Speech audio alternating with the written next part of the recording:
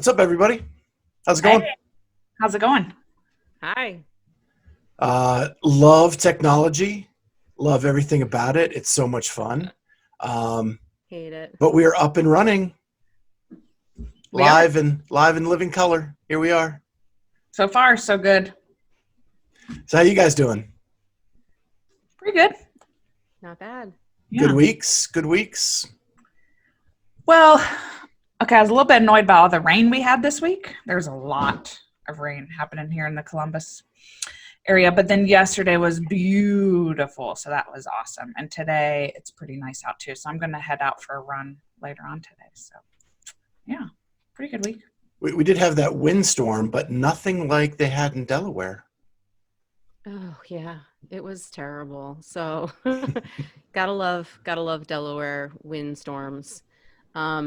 We lost power for probably 6 or 7 hours. We had 8 or 9 trees in our neighborhood that are probably 80 years old go down. Huge, massive, like root systems, 20 feet high in the air once they fall over. And I'd never seen anything like it. That's why my But Wi-Fi but sucks but the right now. family's okay, and you're doing well. Yeah, everybody's fine. It was weird because you can't go anywhere. Like normally power would go out and we'd go out to dinner or, do that. And we have a well, so we lose water as well. So my husband is like the bathroom police, don't flush the toilet. No one can take a shower. So it was a little hairy there for a while, but we survived. Good. So did you get much training in this week? I did. I actually trained almost every day this week. I just got back from a 4-mile ruck walk with 3 of my girlfriends.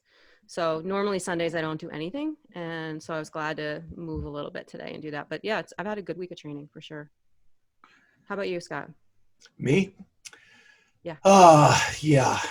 Lots of upper body stuff still. My back is actually feeling really good right now. And I do have an appointment with the doctor again tomorrow. So I'm excited about that. But just to be totally transparent, the fear in my head right now is consuming me, that the next move is going to pop it again. The last time I had this, I didn't sleep for like 4 months because of the pain was so bad. And the fear of that is just overwhelming right now. And I'm just trying to fight that off, trying to figure out. And actually, to our listeners, we have an interview coming out soon that we did a little bit ago where I was given some advice on how to strengthen the back. So I've been doing a lot of that, a lot of supported rows, a lot of core and stability stuff. And while my whoop strain has been non-existent, I am trying to build muscle around the back to support it better and work on some mobility. Nice. Yeah, that's good. I feel like everybody's gotten a pretty good handle on their fitness. Like I don't know, are we 8 weeks into this? 6 weeks, 2 months, 8 years, 84 whatever years. it is. Yeah. Yeah. But I feel like the fitness piece is coming along. Like people are getting their groove. I think maybe they're starting to get a little bit bored with, the body weight workouts if you don't have equipment and things like that. But I'm really struggling with the nutrition side of things. So I don't know about you guys, but that Uh, has been Yep. the hardest thing for me. First couple weeks, it's kind of like Christmas vacation, you just like eat everything and you think, well, it doesn't really matter because it's only going to be a couple weeks. Yeah. And here we are like 8 weeks and I just have to get my ish together, like Same. really in a bad way. And you guys know I'm a nutrition coach. So I have clients I have to sort of, be a testament to, and it's so much easier to just tell people what they should be eating or, how many macros they should be getting. But the hard part is just actually executing on it in this environment. So you guys struggle with that or finding Uh, any ways to cope with it? I just was telling myself talk earlier today. I was like, I know what I need to do. I'm just not doing it. And Yeah. that, so I was like, at first I'm like, I'm feeling a little thicker. And I start like making all these excuses of why that is. Well, I'm not working and I move around a lot when I work, which is true. I mean, those parts are true, but I can do better. I mean, for sure. And so I'm totally struggling there. Yeah, that's always going to be a struggle for me. Um, I actually did a lot of prep work this weekend to start meal prepping today for this week. Amy and actually had this conversation about 5 days ago. Yeah. So I'm using the MacroStacks app. I went through the recipes and I picked 3 out to make a big portion of those 3 meals. And we're going to make those today so that we have some food prep ready. I also ordered some meals from Trifecta to have on hand to throw in the microwave to be able to do that too. So yeah, I'm struggling bad. And so I'm doing a hard reset tomorrow and really getting after it nutrition wise. Yeah. I'm so glad you brought that up though, Kat, because I think that's a good point. Just even as a coach, like we're not perfect all the time. And that this is really hard being here in quarantine and that even when we have the right tools and information. Yeah. And it's just, I mean, at this point, maintaining your weight is pretty much the goal, right? Like nobody's having any huge weight loss, benchmarks or anything like that. But just if I'm telling my clients, like maintaining is winning at this point, because it's just been really difficult to focus. Yeah. So, and like, you need like snack reminders and just sort of like easy ideas. I know, I've been using, my daughter got this silly little waffle maker. It's like a single unit waffle maker. And I have been jamming on that thing like all week. I put egg whites and banana and a little protein powder, and I do like a little crepe, or I'll do just the Kodiak pancakes with a little bit of chocolate chips and things. And it's really been helping me sort of have a little bit of what I consider to be a treat, but just keeping with my numbers and my goals there. So yeah, it's been hard. Well, actually, it's funny you say that. One of our former guests, Kelly Stone, she has been promoting the waffle pancake kind of thing with her protein powder and stuff for the last couple of weeks. And she actually follows the show. So that's really cool. And speaking of following, hey, you can follow us all. We have our YouTube channel. Make sure you go there, like and subscribe. You hit that like button. And then also you can follow us all on Instagram. The show is at the Clydesdale CrossFitter. And we actually have everybody's Instagram handles in the front of this on YouTube. But for you listeners, Amy and Kat, if you want to give out your Instagram handles, if you want followers. At Team Rudy. And at Kathy Cakes. Because we're talking about pancakes and waffles, that just fits right in, doesn't it? I know, right? You would think. All right, so let's talk about the interview we did, because I'm really excited about this one. It is one of my all-time favorite people that I've ever met, not just in CrossFit, but in life in general. She is just the real deal, super authentic, super genuine. And I'm so excited that she gave us like a full hour interview with her. And it was really fun. So what did you guys think?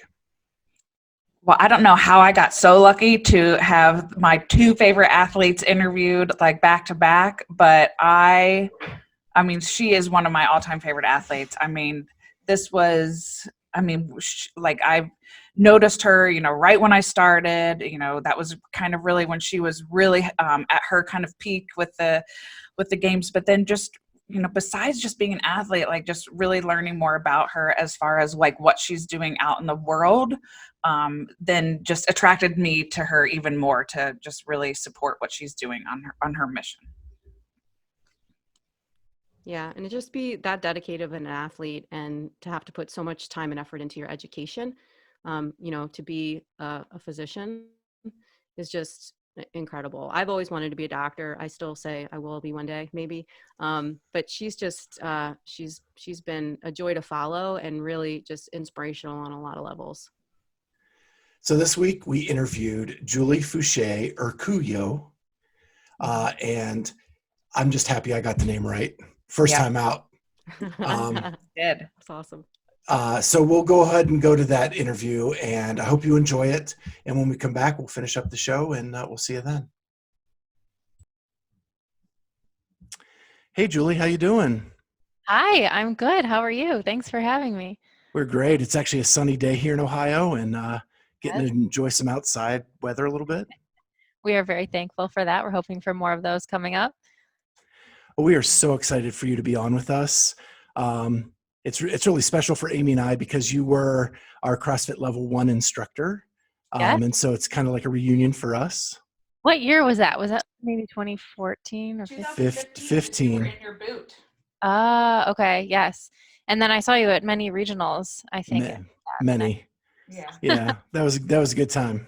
Yeah. So I got to ask you, it has been crazy for you over the last couple months because you've kind of become the face of COVID-19 for the CrossFit community, and you have been everywhere. Are you doing okay?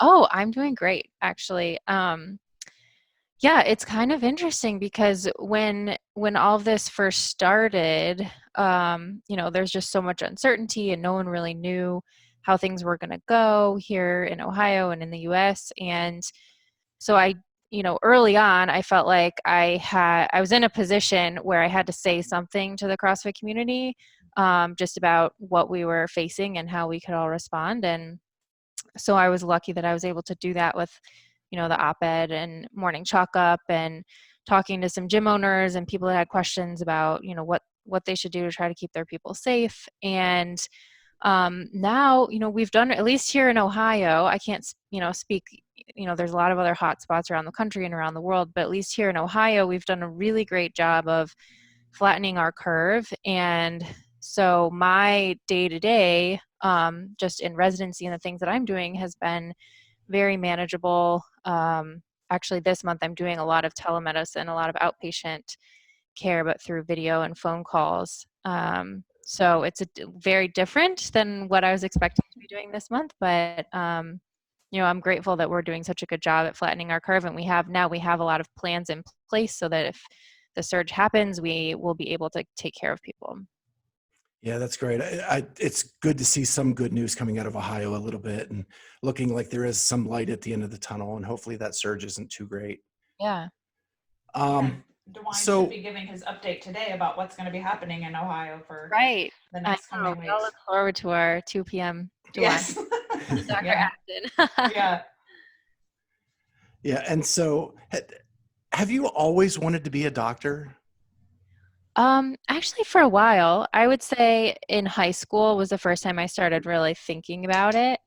And then when I went to college, I had to make the decision. I ended up going to University of Michigan, and I had to decide, was I going to go towards a traditional pre-med track or the engineering school, which my dad sort of wanted me to go in the engineering route. So I had a good backup plan if I decided I didn't want to go into med school. And so I ended up doing engineering in college, biomedical engineering, and explored that for a while and different opportunities in terms of, working as an engineer in industry or doing research. And ultimately, I still felt my way back to medicine. And for me, it was really about the one-on-one and that physician-patient relationship that you get to have that I think is really special. And so that's what drew me into medicine. But I definitely tried to explore all my options first because, as people told me, you should only do it if there's nothing else you can really see yourself being happy doing. And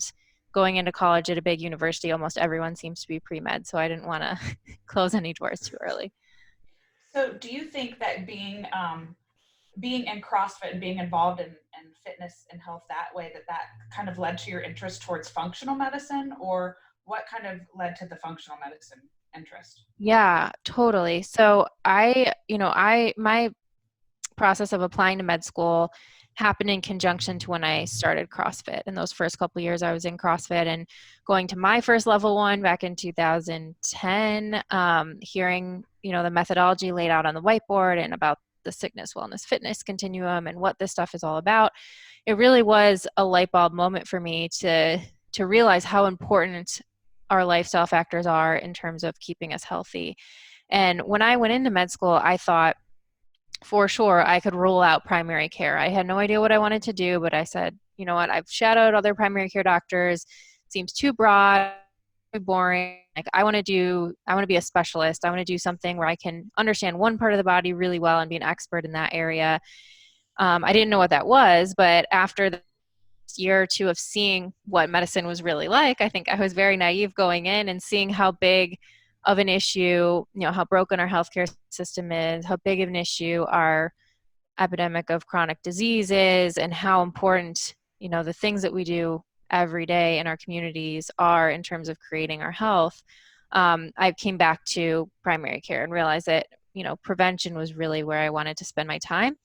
And so I think by having that open mind already and already seeing some of the problems with the healthcare system, seeing, the experiences I was having in early med school where patients are coming in and, they're having to, every time they come in every 6 months, get more blood pressure medicine, or, we talk to them about diet and exercise, no changes are made. They come back 6 months later, we're, adding more medicines, versus going to the CrossFit, people are, really taking control of their health, and they're coming off medicines and they're gaining confidence and, seeing these huge improvements. And so that already had my, I already had my antennas up that there's a better way to do this than what we're doing in our conventional system. And so then when I heard about functional medicine for the first time, which was in 2014, I was lucky the Cleveland Clinic opened the Center for Functional Medicine at that time, and I just on a whim went to a lecture by Dr.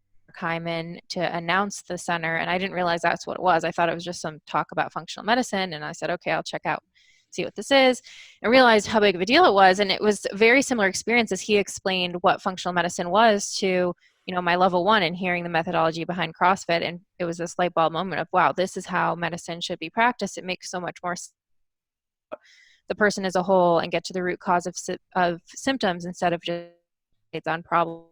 And so ever since then, that I is going to be important for the way that I practice medicine. So just for the layman, what is the biggest difference between traditional medicine and functional medicine? Yeah, it's a great question because, really it's kind of like, CrossFit and functional movement, like we should just be calling it movement, or, functional medicine, we should really just be calling it medicine. It's just good medicine. But for some reason we've strayed off the path. And so we need this functional term in front of it to clarify that it's different. But functional medicine is really about looking at the body as a system and trying to address the underlying causes of symptoms. So for, a great example is depression. They come into the office and they explain, I have these symptoms, and you say, okay, that sounds like depression. I'm going to give you an antidepressant medicine. That would be the conventional way of treating it. Versus functional medicine would say, hey, let's take a look at your entire life from before you're born up until now. Let's look at all the different exposures you've had, the experiences you've had, how your symptoms have played out in that timeline. And then let's try to figure out why you're depressed. Is it because of a situation that you've been in? Is it because, you're eating gluten and you really have a gluten sensitivity and shouldn't be eating that? Is it because you have nutrient deficiencies for one reason or another? Is it because you aren't exercising at all? You aren't moving your body? There's so many other underlying causes. And if we can address those, then we don't necessarily need to rely on these medications long term. But what I like about functional medicine too is that it's very agnostic intervention. So, it's not like we use interventions from all types of medicine, sometimes alternative medicine, things like acupuncture or, supplements or herbal therapies or various lifestyle therapies like exercise and stress management, or you use pharmaceutical medications when needed in the appropriate setting. But, you're always trying to look for what's that underlying cause, and is that something that we can address? And so it's a natural fit that you have become kind of a major player in the CrossFit L1 MD-L1. And so what kind of role are you playing? Is it just like seminar staff for regular L1s? What is the difference between the MD-L1 and the regular L1? Yeah, that's a great question. So it really is, it's the exact same level 1. So I have the same role, whether it was, your level 1 in 2015 or at these seminars. The only difference is that these seminars are for physicians only. So right now it's just MD and DO doctors, and they're held every 2 months out at CrossFit HQ. And Greg Glassman, the founder of CrossFit, his goal, I think, is really just to network doctors who maybe initially felt sort of isolated and in their views of, understanding that there is a solution and that CrossFit can have a lot of potential in helping chronic disease, but feeling very alone in their own, health systems and places around the country, and trying to network them and try to empower them to think of ideas and creative solutions for how we can, get CrossFit to people who need it the most. And I think so far that's what it's doing. It's working. It's been going for, I want to say 2 years now, maybe in its third year of doing, but it's really the exact same seminar, that's the only difference. And then at the same time now, there's also sort of a continuing education conference that happens simultaneously in the next room, where some of these doctors come back and we'll hear from really amazing speakers that come in from around the world, talk about different medical topics. And again, a lot of networking happens from that. Actually, I think that they are working on getting continuing education credits so that, doctors will be able to actually count these towards their continuing education and use, money to travel for them that they would otherwise use to travel to conferences. So I think that'll be really exciting too. And how long have you been with CrossFit level or the seminar staff? I started with the seminar staff in 2013, but it's been very, intermittent. There's been times where I've gone a whole year with any seminars when I was in, certain parts of my medical training. But especially, at least for these last couple of years, I've been trying to make it to as many of the MD-L1s as I can. Cool. Well, we wanted to go down memory lane real quick. Okay. So I'm going to hold up this picture. Hopefully you can see it. Oh, that's awesome. Yeah. Yeah. And so that was our level one. That's your box, right? The Superman shirt? It was, yeah. Yeah. Yeah, that's one of our logos that we had. Okay. We don't really use it much anymore, but yeah. Back in 2015 we did. Nice. Yeah. And so I kind of want to move into your podcast and your new website. Awesome. That you just announced that maybe 2 or 3 months ago, you made a huge change. Yeah, you've been busy. Yeah, we've been busy. Finally, these things. I mean, we've been working on them for a long time, but yeah, finally they came out. So really, you're involving your husband a lot more in the podcast now. And so, how did you meet Dani? Well, we actually met in college, and we met before. Actually, he was the one who introduced me to CrossFit. So we met in the summer of 2009 at the University of Michigan. We were both living in the same dorm. And he was actually looking in the dorm. He was looking at CrossFit.com because he was looking up the workout for the next day. He had just been doing them in our school rec center. And I was like, what's that? That looks really interesting. And so he was telling me about it. And then we started doing some of the workouts at our school gym. And then it really wasn't long, a few weeks, until we joined our local CrossFit affiliate and started dating, and kind of the rest is history. So that was like more than 10 years ago now. So when you guys started, who was better? Probably Dani, because he had been doing it. He knew how to do all the moves and everything. I don't know. It's funny. We joke about how, we did all the same programming. Like, for that first summer, we did classes at our gym. And then in the fall, there were some guys at the gym who wanted to try and do some local competitions. And so they were going to do some extra training. I said, okay, I'll just do it with you and see what happens. And we did the same training every single day. And he's like, and then there was just a point where you kind of took off. So yeah, it was interesting, but yeah, it's been a big part of our relationship ever since the beginning. And he is a physician as well. Yeah. He was a year ahead of me in college. So he, had already been applying to med school. Actually, that first summer when we first started dating, he was trying to take the MD. And I always laugh because he ended up, I think, postponing it an extra month or two or something because we were spending too much time hanging out instead of studying. But so he applied and he went to med school in Cleveland, and I was still in Michigan for a year. And then a lot of these things are just crazy the way they work out. I ended up getting accepted to the same school in Cleveland, which, was kind of a miracle because it was a very small school, and if I didn't get accepted to that school, I probably would have stayed in Michigan where, schools would have been much cheaper for me. And so, then I followed him there, and then I took an extra year of med school. So then we ended up basically being 2 years. I was 2 years behind him in training. We kind of followed each other every step of the way. We stayed and both did family medicine in Cleveland. And now he's doing telemedicine with a company called Study MD. So yeah, it's been fun. Yeah. And so I would say your podcast and the website have taken more of a medical turn. And you've added extra podcasts a month. Yeah. And extra programming. Yes. Do you want to tell us some of the details of all that? Sure. So, I started the podcast in 2015, the Pursuing Health podcast. And for me, it was initially just a way to kind of stay in touch with the CrossFit community after I stopped competing.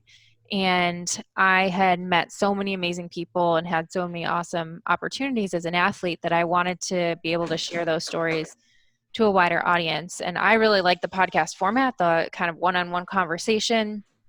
And, it was scary for me at the beginning because I didn't really like to put myself out there that way, but I had a friend who encouraged me to do it, and I'm so glad I did.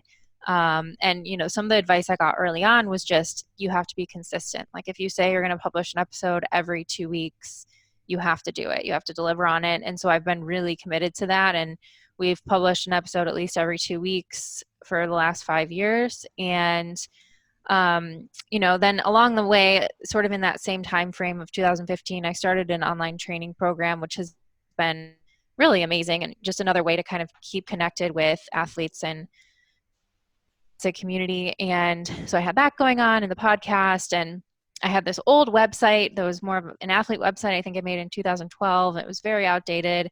And so, Dani and I were just talking about, okay, how can we bring all of this stuff together and we use it to kind of further support our mission now, which is really trying to bridge the gap between fitness and medicine. And over the last 5 years, the podcast has really evolved with me. So at first I was mainly an athlete and I was interviewing a lot of fitness experts. And as time has evolved, I've started to interview more physicians and researchers and, various other health experts. I still interview athletes too, because I think that's still important and awesome, but really mixing in more of the medical and health topics. And so what we did with this website that we've been working on, literally we started working on it before I started residency. So it was over 3 years ago. And I was like, oh, I have a month off, before I start residency. I'll just get this website done. No problem. It'll be great. We'll launch it. Little did I know it's not so easy to make a website. And we learned a lot along the way, and we changed things, dramatically from what we thought we originally wanted to do, but I'm really happy with where we're at now. So it really just brings all these things under one roof. It's the Pursuing Health website. We have the podcast, we have some more blog posts. So on the podcast, I do from time to time feature story. I think we have so many amazing stories of people in the CrossFit community that have overcome huge health challenges using CrossFit and using other modalities. And, I wanted to share more of those because every other week, you don't get to put out a lot of episodes every year. So now we're sharing more of those on the blog. We're sharing things like recipes. I still have the same training program, but we added 2 more programs that are a little more accessible to people. So we have a 30-minute at-home workout program, which has come in very handy for us now. That's basically what Dani and I are doing every day because we don't have really much equipment here at home. And then our Morning 5 program, which is just something that Dani and I started doing, in med school when we had really early mornings, and we basically would just get up and move for 5 minutes. Like a lot of times it would be doing some burpees or jumping on the bike or stretching, just doing something to help us wake up. And it was we liked it so much, it became part of our routine. And so now we're just sharing that with other people. And then, with the podcast, instead of the every other week episodes, which we still have, and I'm still doing those interviews, now we're mixing in on the odd weeks. Dani and I are doing episodes together. And so that's where I would say more of the medical, kind of direct medical topics come in. And, we're not giving medical advice, but we're starting to address more of those questions that we get all the time I would get emails from people or get people writing in asking questions, and it's hard because I can't keep up with all the questions, but now we're trying to figure out, okay, what are the most common questions we get asked, and let's do an episode about it, and then we have something that we can point people to. And so that's what we've been really trying to do, and it's been a lot of fun. It's been a process. Dani and I learning how to record podcasts together has been very interesting, but we are getting better every single time. So it's been a lot of fun. I really like those medical ones. I know my mom is 72 and she's been on a statin for probably 10 or 15 years now. She's a retired nurse, so she loves sort of the medical talk that happens. I remember I just forwarded to her the podcast you guys did on statins and high cholesterol, and she's been coming here to my gym to work out like once a week, and she's a fan now, so she's excited. Very cool. Well, yeah, I mean, that's the kind of stuff that we want. And, part of our frustration too comes because some of the problems with our medical system are that we just don't have a lot of time with patients. And, most primary care visits are 20 minutes at most, most of them are shorter.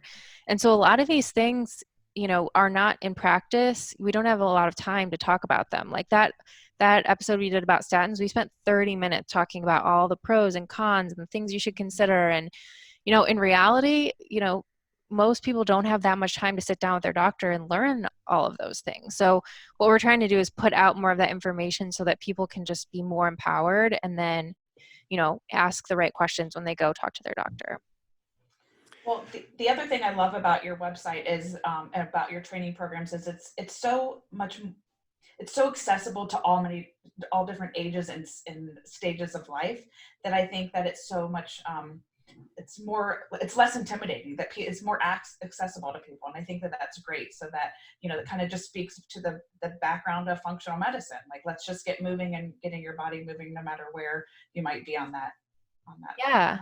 Well, thanks. And yeah, that is our goal. And we still have plans to try to make them even more accessible and provide more support, because we realize it's really hard to get started. It's not for anyone, regardless of, even if you've been active earlier in your life, if you've never been active before, it's really hard and really intimidating. And, a lot of this stuff came out of us seeing patients and realizing we don't have a place where we can send people to where we know that they're going to get good information, or we know they're going to get the right type of support to get started with some of these things. So that's what we're trying to build out. And it's still a process. It's definitely has a lot of room to grow, but that's our goal.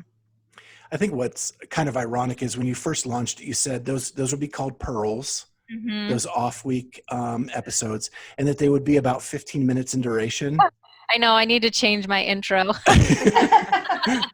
have yet that timeline. Yeah, I don't think you envisioned COVID-19 exploding like it did. And then I think people are starving so much for some of this information that they want it to go 30 minutes. Yeah. And we tried, even we did one about stress, and like the first version was like an hour, and we're like, okay, this is too much. Let's cut it down. We ended up doing like the 10 ways that we combat stress. And even that took 30 minutes for us to record. So I think probably 30 minutes is more in line with what we can expect to do in the future. I just need to change my intro. Yeah. The other thing you've done too is turned it into a subscription model. Mm-hmm. And I'm actually a subscriber. Awesome. Because I like all the extra stuff that comes with that. Yeah. And you've also given up the endorsements or the sponsors of the podcast, so that you have no influence from the sponsors on what you talk about, which is really cool. Yeah, that was a sort of a decision that Dani and I made together a while ago. And, it was sort of a weird position because I had amazing sponsors as an athlete. And then, some of them were still around, some of them sort of trickled off over the last few years. And, there's always opportunities, people reaching out, wanting you to post whatever on Instagram about their latest product. But, we felt like we had to come up with ourselves what is going to be our philosophy on working with different companies and what feels right to us now that we are, practicing doctors.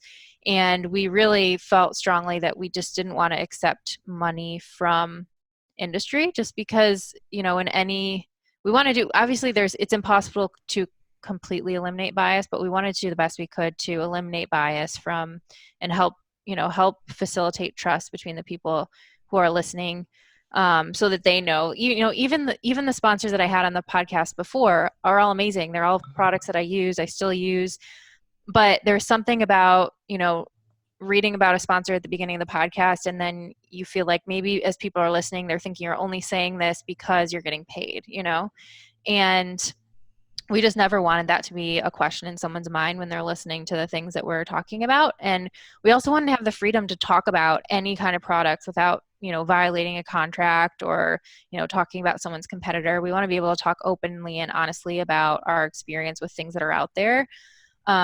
And so in doing that, what we decided to do is this subscriber model, which basically, people who are fans of the podcast or who want to subscribe to the website just pay a monthly membership of varying levels. And then as part of that, you get access to the workout programs.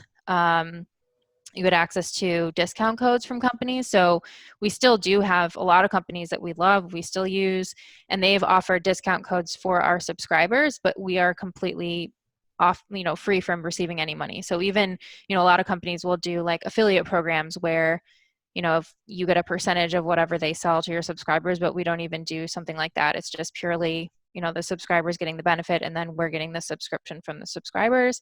And then we do some like fun things like Ask Us Anything videos and live video chats and things like that. So we're hoping to, continue to expand that too in the future, but that's where we're starting. And so if people are interested in becoming a subscriber or just looking at your content, where can they go to do that? Yeah, the website is pursuing-health.com. So unfortunately we couldn't get pursuinghealth.com. We tried, but pursuing-health.com is where it's all at. Okay, awesome. So now I guess you were an athlete as well. So we'll talk a little bit about your CrossFit career. Sure. You were a 4-time CrossFit Games athlete. Yes. Never finishing outside the top 5. Mm-hmm. That is just, when I saw that, when I was doing research, I mean, I knew you were a great athlete, but that just blew me away. Yeah, it's kind of crazy. Yeah. I mean, it was 4 years. Now you look at some of these athletes who've been doing it for like 10 years. That's crazy. But yeah, I mean, I was very lucky. I had a great experience while I was competing. And so you podiumed twice. Mm-hmm. And it's funny, when I first got into CrossFit is when you were at the peak of your athletic career. So you were like one of the first names I recognized and knew and rooted for. And I think you were in Ohio at that point, or no? You were still in Michigan? Yeah, I was in Ohio for most of my career. I moved here in 2011. So. Yeah, so you were like the local Ohio girl that everybody rooted for around here. And so that was a lot of fun for us. What are some of the highlights from your first couple years going to the games? Oh gosh. I think, still just the fact that I even qualified that first year was still so unreal to me. I mean, that was 2010, and that was the first year the games went to the StubHub Center, the big arena, instead of being at the ranch in Aromas. And so that was really cool, and being around for the kind of the big growth of the CrossFit Games. I mean, we really were there in 2010. Nobody had any sponsors.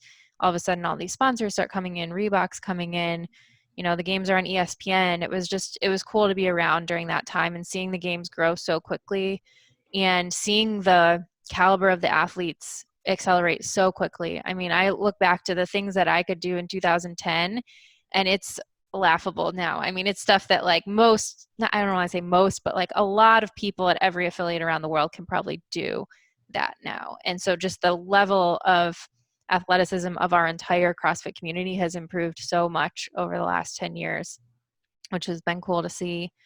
And then just learn, the games, training for and competing in the games, I think it's similar to just doing CrossFit in any capacity. It just teaches you so much about yourself. It teaches you these really important lessons. You have challenges and you become better for it. And so I'm always grateful for that. So you grew up as a gymnast. Mm-hmm. How big of a part did that play in your success? I think it played a big role for sure because, I wasn't even great at a lot of the gymnastics movements starting out. Like it took me a while to learn to muscle up. My handstand push-ups were not great. But what gymnastics does for you is it allows you to have good body awareness and to learn new movements relatively easily. So, it still took me a while to learn the movements, but I think just having that background really sped up my learning curve. And even little things like, for example, in 2010, we were at the games and they announced a workout with pistols, and pistols were not a frequently done movement in CrossFit at that time. It was sort of a new movement. I had never done them in CrossFit, but growing up as a gymnast, that was something we did all the time in our conditioning. So, it was pretty easy for me to figure out in the warm-up area and then, the workout. Do you like it when it's something that's a surprise and you have to figure it out in the warm-up area as opposed to something that you got to plan for? It depends on what it is. It's something I can figure out, yes. But there's been other times, like, for example, 2012, they announced the handstand push-up standard with the parallettes and like this big deficit, and that was a workout that I completely bombed. And I wish I would have spent more time trying to figure it out in the warm-up area, but the way it happened, I think I was like back at my hotel resting when they announced it, and then I came back and like didn't want to overdo it before the workout, and so I didn't really figure out the technique, and that ended up really hurting me. So it can be good sometimes if it's a strength, but it can also be hard. Yeah, that's regretfully, that's one of my first memories of the CrossFit Games, because I started in 2011, Okay. and the 2012 games were the first games I actually watched. Yeah, that was devastating. that was tough. But like it teaches you important lessons, right? I went back and rewatched the peer event from 2011 that you won. So a couple questions on that. Do you still have the purple bathing suit? I think I do. I would have to dig it. Iconic. Probably do, because I think I used to wear it like to train and stuff. Yeah, that was like, in 2011 we didn't do a lot of swimming, and that was the only bathing suit I had. No, it was great. It was great. No, everyone looked different. I noticed too, you were probably like fifth or sixth coming into the rig. That, just for people that don't remember, the event was a swim, a run, chest to bar pull-ups, hand release push-ups, air squats, and then a run. So after coming off of that first run, you get onto the rig and you crushed those chest to bar pull-ups. Like you were into the hand release push-ups before anyone else, like before people even got to that. And had you practiced those? Had you done those? Because I think for some people, they had never even seen those in competition before. Yeah, it's hard for me to remember exactly the timeline, but I always remember, I trained a lot of pull-ups, and that was a movement that was always very good for me. So yeah, like doing things. And then what was really interesting was to watch everyone do the 200 air squats. Mm-hmm. Your form was beautiful, which is probably why, you got picked to be recorded to do all that. But I'm looking at like Annie Thor's daughter, who has her hands on her thighs the entire time. And apparently that was okay to do back then. Yeah, I guess it was all right. Some people just cantilevering forward, like looking underneath of them to get into that squat. It was crazy, but you were slow and controlled and just, perfect. So it was pretty cool to watch. Thanks. Yeah, that was always one of my strengths for whatever reason. Just kind of having the consistent pace and not, I was never the best at like the 1 rep max or the all out sprints, but being able to sustain a relatively fast pace for a long time was one of my strengths, which is, I think, good when it comes to CrossFit. Well, in 2013, you decided to take a break to focus on medical school. But during that time, you were selected to demo the movements of the CrossFit Open. Yeah. Was that had to be a pretty big honor at that time? It really was. I mean, it was a huge honor. It was also sort of scary for me because I felt like, quote unquote, I was out of shape because I had taken the year off and I wasn't training like I normally would. And so for me, it felt sort of very vulnerable to go out there and do these workouts. And, it was classic CrossFit. I didn't really know what I was going to have to do. I get there, I landed, I was getting my rental car, and I listen, and I have a voicemail from Dave saying, oh, by the way, we're going to have you do all these workouts while you're here. And so I'm like, what? I was only going to be there for 48 hours. So we ended up doing, I think 3 of the workouts one day and 2 of the workouts the next day and filming all the standards. And, it just made me be like, okay, like I'm just gonna do the best I can, and this is where I'm at right now, and I'm not in perfect CrossFit Games shape, and that's okay. And it was so fun, and it was such an honor, truly it was, to be able to do that, I think. So that's something I'll definitely remember forever. And then in 2014, you come back after the year off. Mm-hmm. I remember the regionals in Cincinnati. You looked like you were on fire. Yeah. Yeah, you were hungry. Looking back, yeah, I think that was, and I heard, years later, I was with Sam Briggs, I think it was 2017 after their regional in Madrid. And she said something like that. Like, that's where she's like, I think that was, if you had been in that shape at the games in 2014, things would have been different. And I think looking back too, I think that was sort of the peak for me, was the regionals that year, because I was just so ready to get back into competition. And I felt, that was definitely one of my best competitions. Yeah, I was working. Go Sorry. ahead, Amy. No, you go, because yours is about that regional. Go ahead. So yeah, I worked the 2014 regionals as the media credential, and we were right beside the rig. Yeah. At that time, and so I got to watch every event up close. Awesome. And you just were awesome that weekend. It was the two memorable things from that weekend were you and then Scott and Rich going toe to toe on every event. It's always, our region for the guys was always exciting to watch. There were a lot of amazing women in that region that year too. Oh, yeah. And you crushed it. Thanks. So you knew going into the 2014 season, though, that you were going to give it 2014 and 2015, and then that was going to be your break with that, right? Yeah. So you came in, you were pretty hungry and did that, and then crushed the games. I mean, in 2014 as well. Yeah, I think the games went well too. Obviously, I ended up doing well. I think for some reason at the games, I felt a little bit flat. Like, it wasn't like the same fire that I had at regionals that year. I had an injury that I was dealing with between regionals and the games that I think just, it didn't affect my fitness or my training, but I think it just threw things off a little bit. But for whatever reason it was, I don't know if I was like just nervous or just didn't have the same kind of like fire that I did at regionals. And I was so grateful to end up back on the podium at the end of the weekend and like sneaking back up there really in the last event. But that for me, I think, was another one of those lessons of, every year I sort of gradually learned and built up my confidence to know and believe in myself that I was capable of winning. And that for me was always my biggest struggle, I think, was my own confidence. And so after that year, I think I focused on it a lot in 2014 and in 2015. And I think in 2015, I was definitely mentally stronger than ever. But obviously didn't end up going to the games that year. But I think a lot of the work that I did definitely made me mentally stronger. So you finished on the podium twice at the games. The 15 season didn't end as planned. But you coming back out on the floor with the boot, I mean, will be one of a vivid memory for all CrossFit fans forever. And doing the handstands and I was it bar muscle ups? It was snatch. I think it was chest bar pull-ups again and handstand pull-ups. I think something like that. I remember some on the rig and you had to kind of come down on one leg. Yeah. But what the outpouring of love and support from the crowd, what was the bigger feeling, that or the podium finish?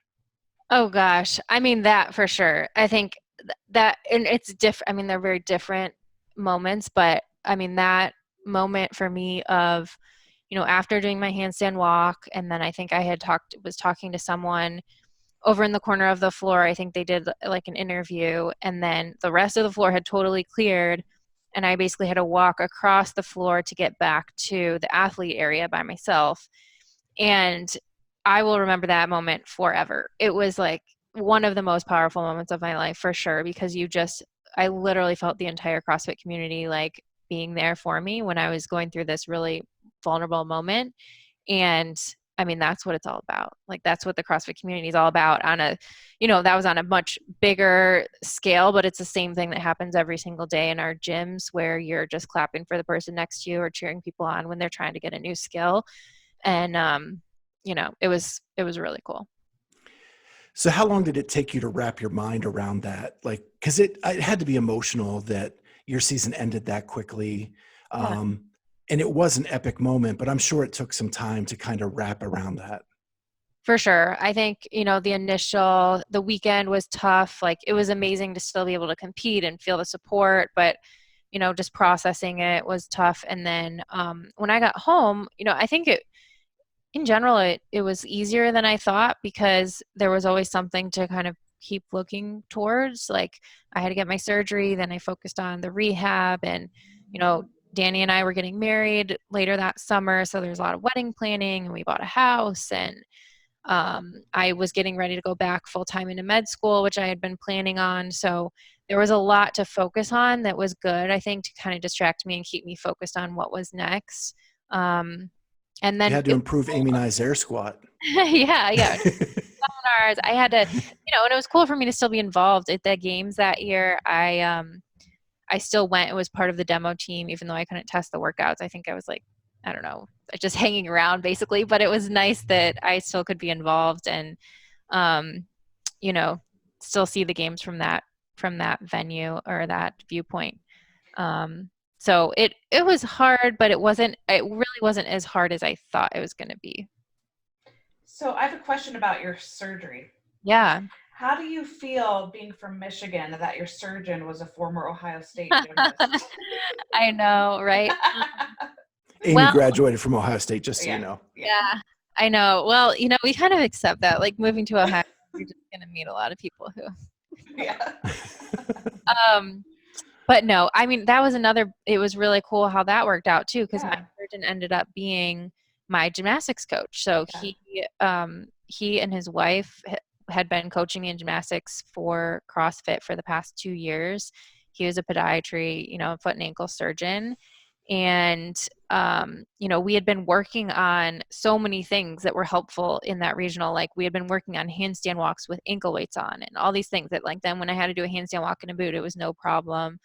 And he was just, I thought a lot about, like, who did I want my surgeon to be? Because, some people maybe don't want someone that they know to be their surgeon or keep those things separate, but I'm so glad that he did my surgery, and it was really great to have a familiar face and someone who kind of understood what I was going through emotionally as well. So, it's cool.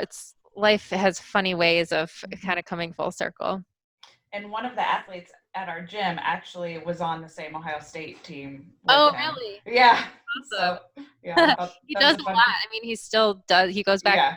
I meets every year, and he's very involved with their program. So, in their gym, their practice facility used to be right next to where Rogue was, where we did your seminars. Yeah. Oh, yeah. I know exactly where it is. Yeah. Awesome.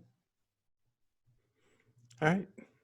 So Julie, that injury, that Achilles injury, I know there have been a couple other athletes since then, like Alethea Boone and Alexis just recently. Did they reach out to you? Have you reached out to them? Like, in terms of support and ideas and therapy and things like that? Yeah, just in small ways. I think just through, like, social media, we've, communicated, and, I didn't know either of them very closely before it happened, but I'm always trying to, offer my support. I think with Alethea, I was there at the games when it happened, and so got to talk to her a little bit there and see her afterwards. But, yeah, it's tough. It's tough. And, like, the community is great with their support. And I think I get more messages from people too, who maybe are not CrossFit Games athletes, but are just, have the same injury in their box and are like, how do I rehab? What should I focus on? And so that's definitely another topic that we want to address on the vlog sometime soon. So you said you only went to the games 4 times, but yet you're there every year because you become such a staple in the community and such an ambassador for CrossFit. How does that make you feel that, you retired in 2015, here we are in 2020, and you're still a major personality in the CrossFit community? It's super cool. I mean, it's a tight-knit community, and it's cool to be able to still be involved. I think a big part of that is because of, being involved in seminar staff, having the podcast. Those are, like I said, I'm really grateful that I've done those things to kind of keep myself involved in the CrossFit community, because it's always going to be a huge part of my life. And, it's been different to go and watch the games as a spectator, but a lot of fun. And I wouldn't miss it. It's still so cool and a lot of fun to cheer all the athletes on and then be able to experience the games from a different perspective. Has anyone reached out to you about judging at the ranch in August? No, but I would not want that job. I would be the worst judge ever. Oh my gosh, that would be so hard. I respect so much all of the people who are judges at any event, because it is not an easy job. Because you just, you want to be objective, but you also feel for people and you know what they're suffering through with these workouts. So it's hard. So do you have any future goals or anything that you want to accomplish in the next few years? Yeah, well, I'm graduating from residency at the end of June. So I'm excited to start as a full-fledged family doctor and start practicing on my own. So Dani and I have some plans for that, which we'll be talking about hopefully in the very near future. I'm 31, so family is also on the horizon. I don't know how soon, but that's definitely something that's important to us. So hopefully, that'll be in the next few years as well. Well, I kind of wanted to finish this podcast as a tribute to you by asking you the 3 questions you ask every one of your guests. Okay. Turning the tables. Turning the tables. So, can you tell me 3 things you do on a regular basis that have a significant impact in your healthy living? Yeah, it's so hard. I've answered this before for myself, and I always try to lump multiple things into one so I can get more in. But I would probably say, for me, I do think movement is really important. And I know when I don't move, or if I go periods without exercising or moving, I do not feel well. I start to feel like not myself. So I think movement is very important. I think sleep is also very important. That's something that I put a lot of emphasis on. I've always been a good sleeper. It's always something that, I don't like to sacrifice. I have to sometimes, but I don't like it. And then the third I would say is probably just surrounding myself with good people and, trying to have good relationships, because at the end of the day, I think that's probably the most important thing. That's awesome. So what is the one thing you're working on to get better at? For me, it's really parasympathetic stimulation. So the mindfulness, the deep breathing, the taking time to relax. I am definitely the type of person who has always just been go, go, go ever since I was little. And I I'm a little bit of a workaholic. I'm not very good at taking breaks, and I know that's not good for me in the long run. And I try to practice what I preach, but it's not always easy. So it's something that I'm working on, is working in more, even small things like just taking breaks, going for walks, being outside, doing, some deep breathing or some meditation throughout the day. Something I'm always working on. And finally, what does a healthy life look like to you? Ooh, I think that a healthy life is a life where you can do the things that you were made to do, whatever it is that is your passion and your purpose in life, without having your physical or mental health hold you back. So, I think that the reason you have to stop and think about why do I actually want to be healthy? I think a lot of people are sort of obsessed with optimizing their health and, living long lives, but what's the point if you're not doing something that you're really excited about, or using the body and the mind that you have to do something that really gives back or gives you a lot of meaning. So to me, that's what a healthy life is. That's great. Yeah. Awesome. Well, those are my questions. Do you guys have some questions before we let her go? I want to know who moves better, you or James Hobart? James Hobart, hands down. He is an angel mover. Did you guys record those movements together, or were you separate for that? Most of them were together. Okay. There was like a couple big times that we recorded a majority of them, and then since then there's been a few times where we've filled in gaps separately, but most of them were together. I just wanted to say thank you for all that you do, and for working with the functional medicine, and for bringing it all to us and to informing us as fellow CrossFitters and people who are also interested in maintaining and improving our health. So we appreciate you and all you do.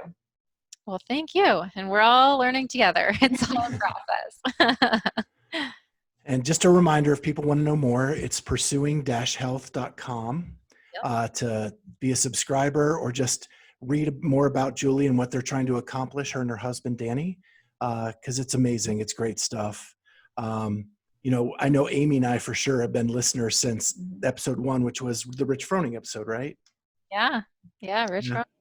Back in and then you just did a Rich Froning episode 2 episodes ago, maybe? Yeah. We just did another one with Rich and his wife, Hillary. So, so it's crazy how time flies. Well, thank you so much for your time, Julie. It was great getting to see you again. It's been a couple years, and it seemed like there for a while I was seeing you like every 6 months. I know. Now we don't have regionals. There's like into each other so often. The only question I did forget to ask you is about the marathon row that your family does. Oh yeah, that's a great one. That's been a fun tradition. We started doing that. Gosh, I think this year was our sixth year, but we started doing it, I think, because I had seen Sam Briggs post. She had done a marathon herself, of course, for a charity one year around Christmas time.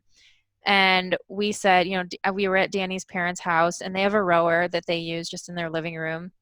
And we said, okay, I'm not doing a full marathon, but maybe we can do it together. So we split it up the distance, and we rode a marathon, and then we donated to a charity.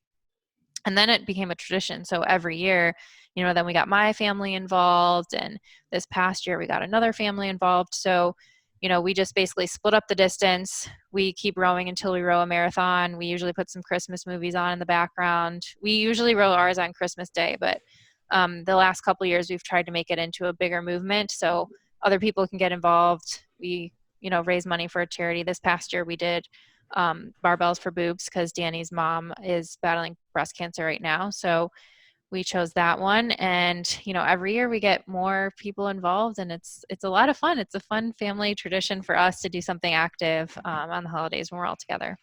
So what's the best way to break it up?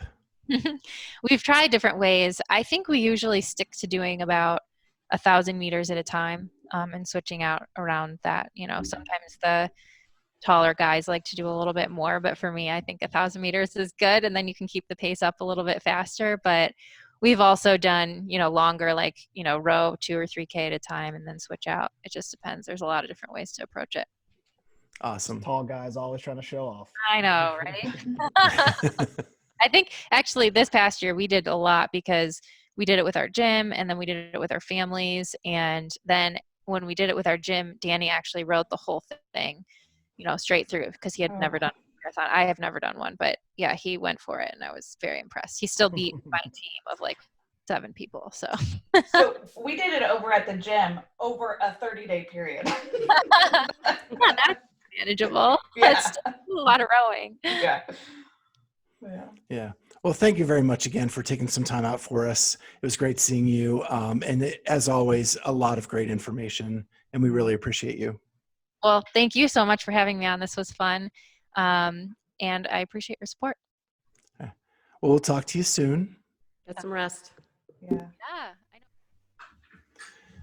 Wow. So that was really awesome of Julie to take some time out. I know she has been swamped with requests to be on podcasts and different shows and the Morning Chalk Up to talk about COVID, because she's so knowledgeable on that subject with her profession and her education. So we didn't want to hit her with a bunch of COVID stuff. We wanted to talk more about some happy things, like the direction of her website and what she's doing with Pursuing Health and Dani and stuff like that. So any thoughts? Yeah, I think it's great. Just they are putting out a lot of content and a lot of different options as far as, meeting a lot of people. So like just meeting, people who maybe just might be diving to start into kind of just movement and fitness. And then for those of us who have been, doing CrossFit for a long time, there's just a lot of content with that and nutrition and recipes. And I love that they're doing this all together. I think it's a great combination. So, yeah. So let's go ahead and move on to the news of the day. And there was a lot of news this week. So the other night, Kat texted us that she felt that the age group online qualifier would be canceled. And lo and behold, 2 days later, it actually was. In an overnight announcement. I hate being right. Yeah, in an overnight announcement, CrossFit announced that there will be no age group online qualifier this year. And so that really stinks. I just got to say, I understand it. We're in a place where a lot of things are getting canceled. It just stinks for those people who put in all that time and effort and, don't get to compete. Well, I mean, the online qualifier, the online portion still counts, right? They're just not going to be moving forward. No? They are not crowning a fittest in those age groups. Okay, they're not crowning a fittest, but they still have that position? You probably still get bragging rights of top 10, but I don't know if they're going to come out with like an official leaderboard from it. And probably no not. medal. That's an interesting distinction. Yeah. Yeah. And I guess we can move into the next thing on our list to talk about was the next day, Dave Castro went live on Instagram, answering questions live while he was shooting squirrels off the hill at the ranch to keep the ruts from forming. He's determined. He's whack. Determined to put on a show at his house, but I also don't think that's going to happen either. I really don't. I thought the best part of that whole Instagram live was when someone called him out and said, "Why is the only person you're following on Instagram a 12-year-old girl?" I don't know if you caught that or not, but he doesn't follow anyone. And he was like, "Oh, well, I must have just clicked, I must have been looking at something and accidentally clicked follow, but I'll unfollow her now because I don't follow anyone on Instagram." Right. That was great. I'm surprised he even responded to it. Like, yeah. I think I don't want to pump up Debbie Downer down there in my screen, but I hope something happens. I hope there is a show, but I'm with you. I think that it's going to be tough. It's going to be really tough to put anything on this year. But he said in that IG live that I don't even think they're going to follow through with the appeal process for the age group online qualifiers. So that's why I don't think that it's anything official will come out from HQ about that. Yeah, you'll know that you are first on the leaderboard or podiumed on the leaderboard, but there's nothing, you're not going to get an award or a certificate saying you did so. The other thing that was very obvious during that IG live is that he kept saying that we are trying to put on an individual competition for men and women. And there was while there were questions about teams, he avoided those mightily during that. And I actually listened to Sean and Tommy later after that occurred. And I guess California has extended some stay-at-home stuff. And even they're saying that even when they come back, the numbers are going to be around 50 that can gather. So 50 gets you 10 teams and 10 people. Yeah. It's just not practical. Or it gets you. Yeah. Even at 50, even if you can really only have like 10 men and 10 women, right? 20 people. And then you figure 30 people support staff trying to run the event, right? Or 15 and 15. And then another, whatever that math is. But, it doesn't really allow for a large group of people whatsoever. With small heats and then those poor judges, because you'd have to judge every heat. Because you don't have backups it's going to be crazy. And he did say in that Instagram live that they are going to crown it the fittest on earth. I don't know how you do that. Yeah, I don't know. I think we're far enough away that all of this is just kind of conjecture at this point, and we really won't know much until we get closer. But yeah, I'm even thinking, I mean, we've been talking about this, but people aren't going to be able to get here. Well, he actually addresses that in the Instagram Live. He says, it's going to be a reduced field, and I know people aren't going to make it here, but we're going to go with what we got. So I don't know. We'll see. I mean, I'm all for having an event, that's something that we can watch, something that gives us something to do in August. However, I don't think it should be crown the fittest on earth if you're going to go with that truncated of a field and have to go under those types of rules and regulations. Yeah, maybe it's just the fittest of COVID-19. Right. Yeah. Whoever can get there. Mm-hmm. I mean, I know I was talking to my friend Twee, who she's a director of the Dakota Games, I guess, which is kind of like a mini Granite Games type event that usually happens in September. And they canceled their online qualifier, which is going to happen in June. And she was saying that their event, if they even can have it, is going to be like open enrollment. You know, so like there's things that are even happening September through wherever that people can't go to or do stuff. It's kind of depressing. Totally. Yeah. So on to the next piece of news. And what we thought might be really fun and exciting news. We're going to give our review of the new Nano X. And for those of you on YouTube, you can see my Nano X. I'm holding it up to the screen.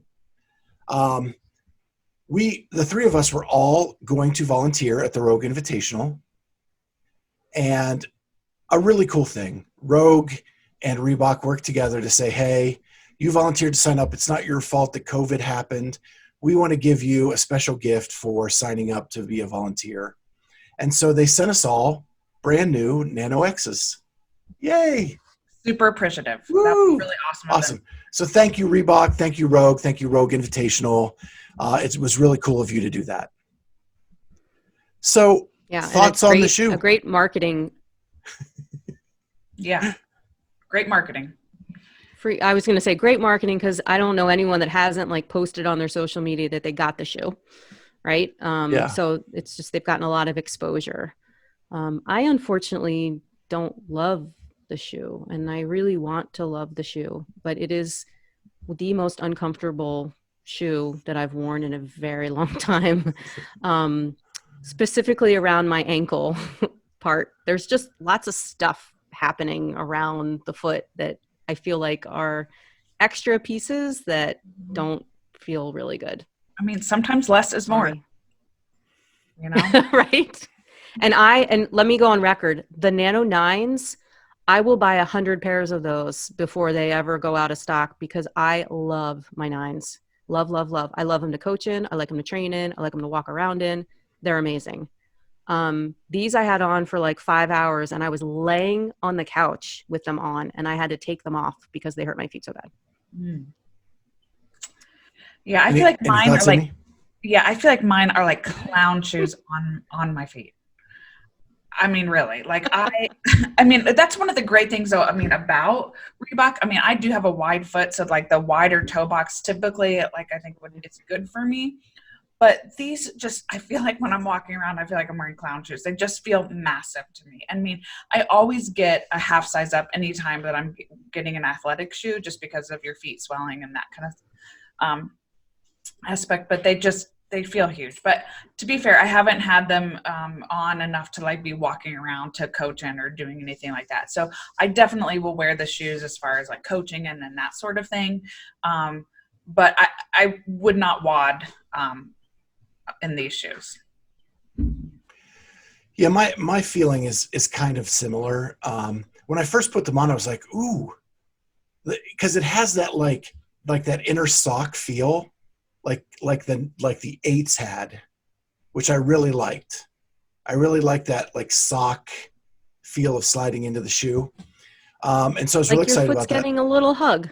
Yeah, exactly. Yeah, little hug. Mhm. Yeah. And it felt great when I first put it on. But like you, Kat, about 5 hours in, the top of my foot, it was so tight on the top of my foot. Yeah. And then, I've been documenting this on this podcast since we started. I've had leg issues. And so my legs are very, very sensitive. And I think what they did, and I'll hold it up again, is it's got a higher build than the old Reebok shoe, kind of like the 1980s cross trainers that were like the 3/4 top. They called it not a high top, not a low top, but kind of in between.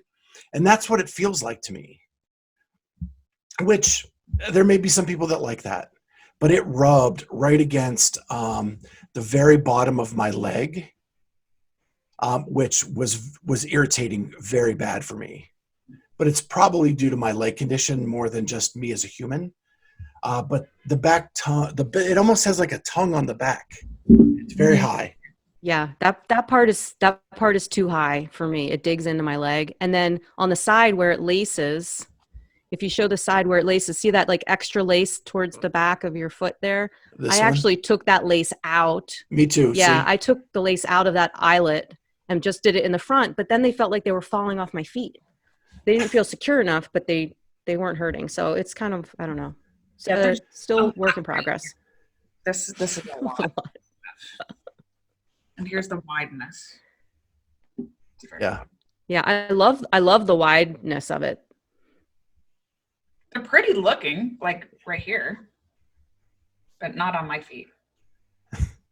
Well, I think too, maybe if it loosens up a little bit and that back piece doesn't rub, if it could, I don't know, loosen up a little bit. I don't know. I haven't given up on it yet. Haven't given up yet. Yeah. One more try. But that's the funny thing is, like, here's where the old shoe ended right there. And you have that much more going up your Achilles. So even it kind of makes you do an air squat perfectly, because if you don't, your Achilles is kind of bending back on that. But anyway, those are our thoughts on the Nano X. So this has been a very uplifting and joyous end to our show with all the topics that we have been picking and talking about. So hopefully we can end with something awesome with our best things from the internet. Who wants to go first?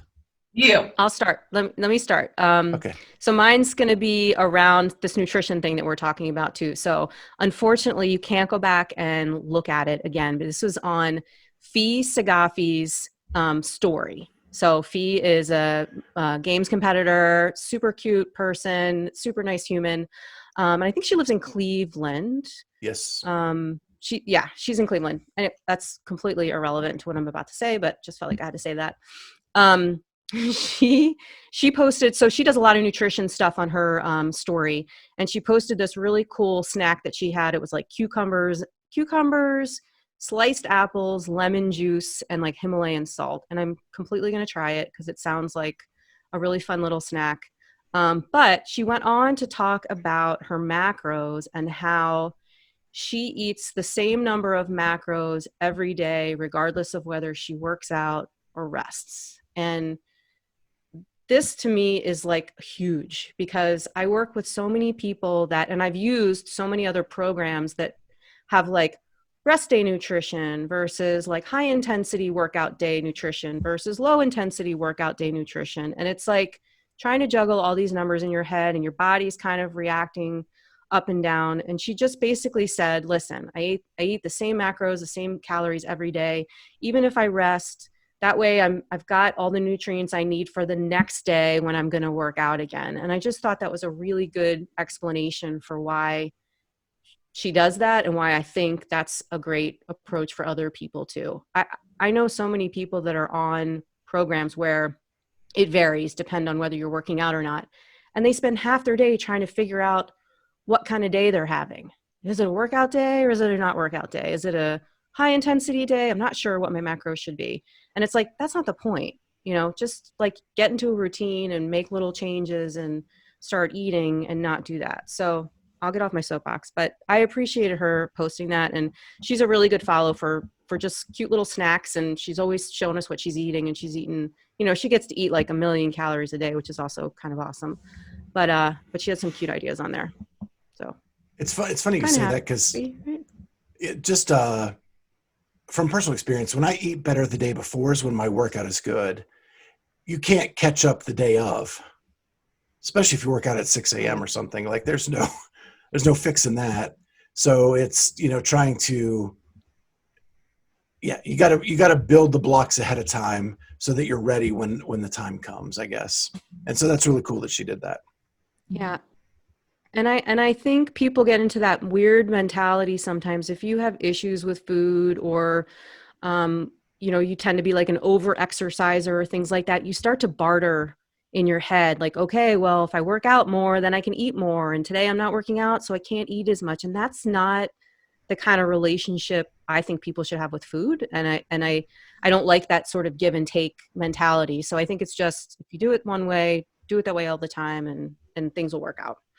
And I'm going to add to something that you just said right there, because I think it's super important, especially when talking about nutrition, is the relationship with food. I think that is where all the struggles, or where all the challenges are related to. It's growing up, or kind of how you were brought up and introduced, but it's all about that relationship with food. So I think that, and there's a really good book about that out there, actually. I'll find out. I can't remember what it is, Scott, but I'll let you know, and you can link it. Okay.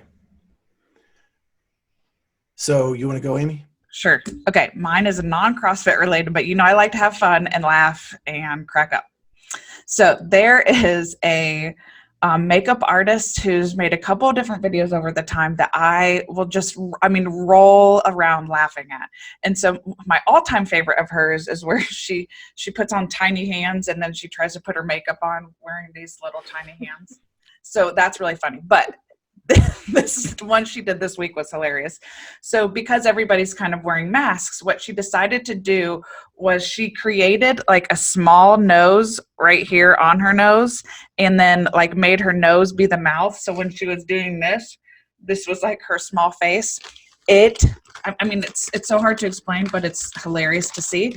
So you guys are going to have to see it, because it will make you laugh. And these are the tiny hands that she was using to put her makeup on. Okay. Her name is Jamie French. Really funny makeup artist. Is that her is she on Instagram, or? I always see it on Facebook. But on Facebook? Yeah, just under Jamie French. Is Facebook still around? You know what? Yes. All right, what's yours, Scott? All right, I picked two just in case someone like duplicated up. Okay. But so the first one I'm going to say is Half Thor, the man who shares my nickname, deadlifted 501 kilograms at his gym yesterday afternoon, and it looked like my 225-pound deadlift, as easy as he pulled it up. Mm-hmm. There's a lot of controversy around this. I don't want to get into that, because we're trying to end on a happy note. Whether it should count or not, because it wasn't at a sanctioned event or anything like that. But at least it gave us something to watch during this quarantine of some kind of athleticism. And so he did it, and he did it fairly easy. And that was really cool. So that is my first thing.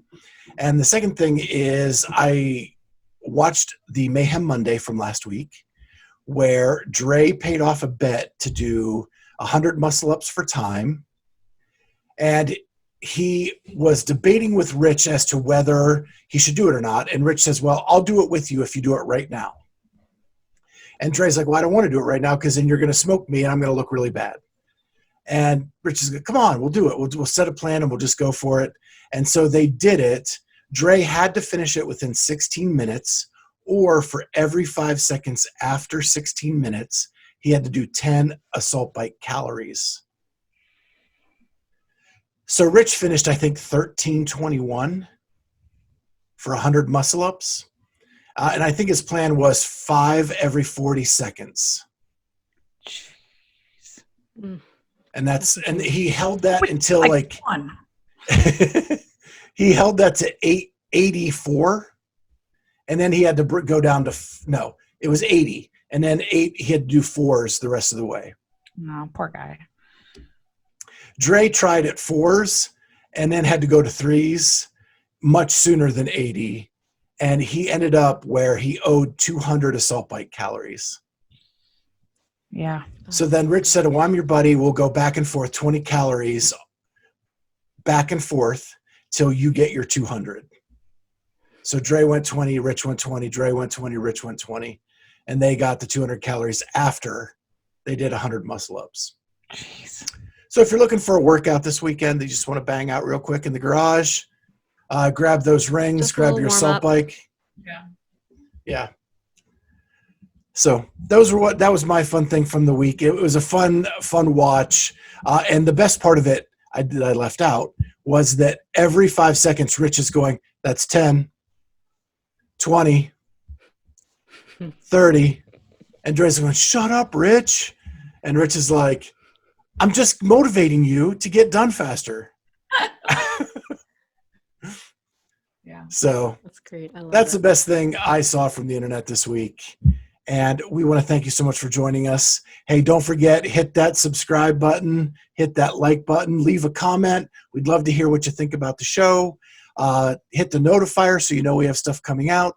And if you're listening on one of the traditional podcast platforms, hit that subscribe button as well and leave us a 5-star rating. That would be super cool. And we'll see you next time on the Clydesdale CrossFitter and Friends. Bye. See ya.